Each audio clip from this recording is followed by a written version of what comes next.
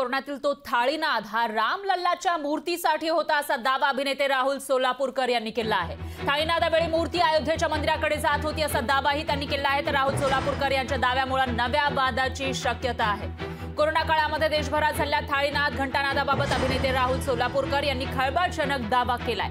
त्यांच्या या दाव्यामुळे नवा वाद निर्माण होण्याची शक्यता आहे। तर कोरोनामध्ये पंतप्रधान मोदींनी जनतेला थाळीनाद करून भारतीयांना एकजूट दाखवण्याचं आवाहन केलं होतं। मात्र यावेळी देशात आणखी एक घडामोड सुरू होती असा दावा अभिनेते राहुल सोलापूरकर यांनी पुण्यातील भाषणात केलाय। हा थाळीनाद रामलल्लाची मूर्ती मंदिरात नेण्यासाठी असल्याचा दावाही त्यांनी केलाय। तर संपूर्ण देशभरात थाळीनाद घंटानाद सुरू असताना योगी आदित्यनाथ रामलल्लाची मूर्ती घेऊन अयोध्येच्या मंदिराकडे जात होते असा दावा त्यांनी केला आहे आणि पंतप्रधान मोदींनीच ही शक्कल लढवली होती असा दावाही सोलापूरकरांनी केलाय। तर राहुल सोलापूरकर यांच्या वक्तव्यामुळे आता नवा वाद निर्माण होण्याची शक्यता आहे।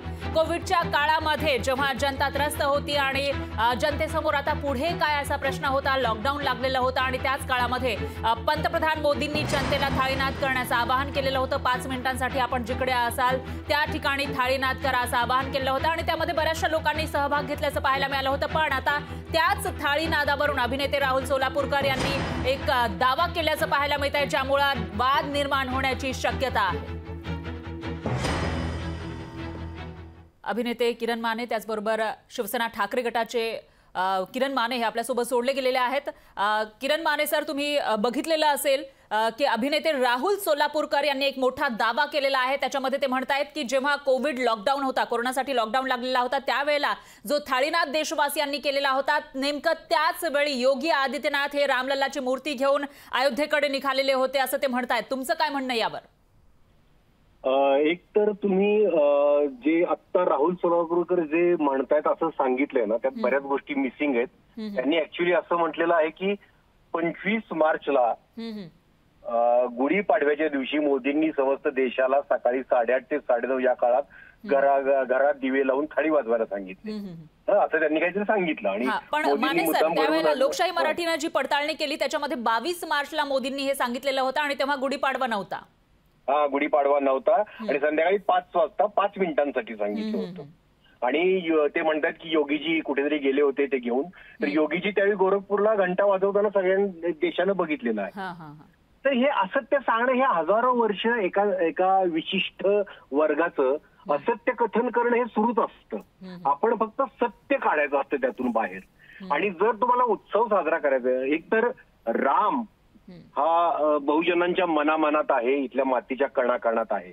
रामाचं मंदिर कुठेही होत असेल, साताऱ्यात होत असेल, अयोध्येत होत असेल, दिल्लीत होत असेल, कलकत्त्याला होत असेल किंवा चिपळूणला होत असेल, कुठेही रामाचं मंदिर होत असेल तर आनंदाची गोष्ट आहे। आणि त्याच्यापेक्षा जास्त आणखीन हॉस्पिटल सुद्धा उभी राहिली तर खूप बरं आहे, ग्रंथालय उभी राहिली तर आणखीनच चांगलं आहे। हे सगळं चांगलंच आहे जे काय होतंय ते, पण त्यासाठी काहीतरी अशी कहाणी रचायची आणि मग कोणाला तरी म्हणायचं की वाजवले फटाके, भारत जिंकला, आणि त्याला फटाके वाजले की त्याला सांगायचं की नाही हे माझ्या वाढदिवसाची तुला मी फटाके वाजवायला सांगितलेत। असं काहीतरी पंतप्रधानांना बदनाम करण्याचा डाव यांनी रचलाय काय मला कळत नाही। पंतप्रधान स्वतः कधी असं म्हटलं नाहीत, आणि ते जर देशाचे पंतप्रधान आहेत आणि त्यांनी जर आवाहन केलं असतं की चला आम्ही राम मंदिराचं हे असं असं करतोय, सगळ्यांनी टाळ्या वाजवा, तरी आपण वाजवल्या असत्या टाळ्या घराघरात बसून।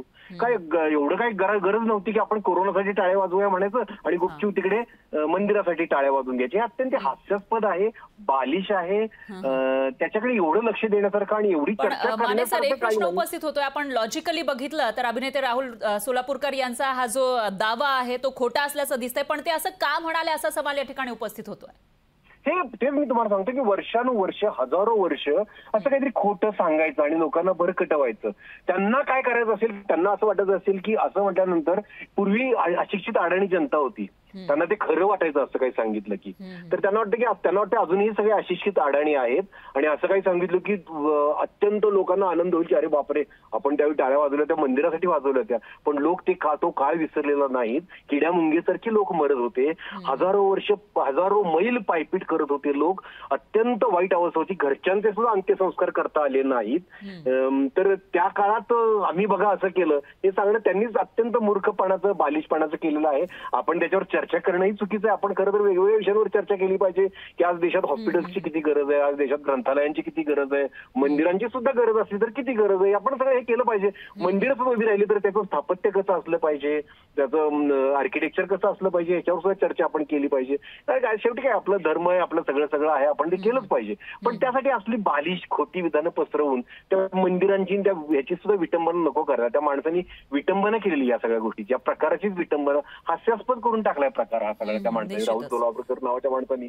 आणि त्यानं जर राजर्षी शाहूंचा रोल केला होता असं म्हणतात, एवढ्या द्रष्ट्या माणसाची, एवढ्या महामानवाची भूमिका करून सुद्धा असे जर नीच विचार राहत असतील त्या माणसाचे, तर काय अभिनेता म्हणून तर उपयोग आहे या लोकांचा. म्हणजे मला खरोखर हसू येते. आणि आपण याच्यावर चर्चा करतोय, आम्ही सांगायचं की तो कसा चुकीचा आहे. आता ही वेळ आहे का ते बोलायची? काय चाललंय आपल्या देशात, काय आता म्हणजे नांदेडला काय घडलं, इकडे काय घडले, कुठे कुठे काय घडतंय, शेतकरी आत्महत्या करतायत, शेतकऱ्यांची परिस्थिती वाईट आहे, फार महिला सुरक्षेचा प्रश्न ऐरणीवर आहे, अत्यंत गंभीर. माने सर, तुमचा मुद्दा लक्षात आलेला आहे. दरम्यान धन्यवाद, तुम्ही लोकशाही मराठीशी बोललात त्याबद्दल. लोकशाही मराठी ऐका, पहा, जागरूक रहा.